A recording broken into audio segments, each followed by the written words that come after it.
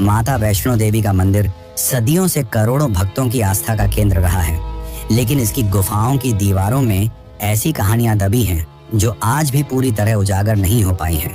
कहते हैं इस गुफा में सिर्फ वही पहुंच सकता है जिसे खुद माता बुलाती हैं, और जब तक उनका बुलावा ना हो कोई यहाँ तक आ भी नहीं सकता।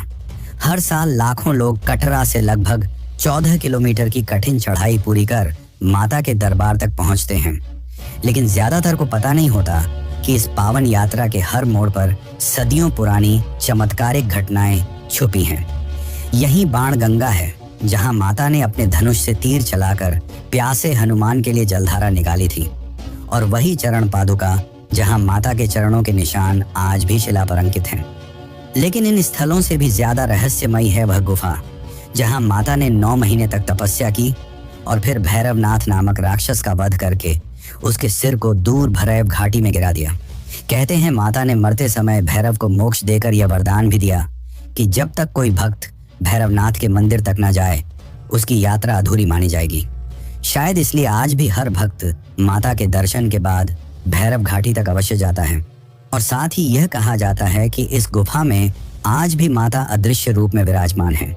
कलयुग में भगवान विष्णु के कल की अवतार की प्रतीक्षा कर रही हैं, लेकिन यह तो बस शुरुआत है।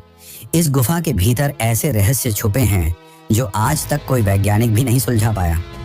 यहाँ की तीनों पिंडियां महाकाली, महालक्ष्मी और महासरस्वती किसी मानव द्वारा नहीं बनाई गई, बल्कि स्वयंभू हैं, यानी स्वयं धरती से प्रकट हुई। इन पिंडियों के पास बहती दिव्य जलधारा सदियों से कभी नहीं सूखती, चाहे मौसम कैसा भी हो।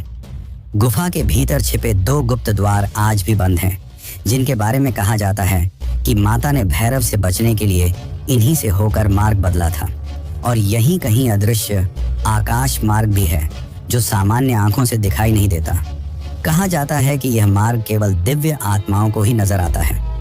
यह सब बातें सुनने में किसी दंतकथा जैसी लगती हैं, लेकिन इन्हें लेकर यहाँ के लाखों भक्तों का अटूट विश्वास आज भी कायम है। यही वजह है कि वैष्णो देवी की यह यात्रा सिर्फ एक धार्मिक यात्रा नहीं, बल्कि एक रहस्यमयी आध्यात्मिक अनुभव भी है।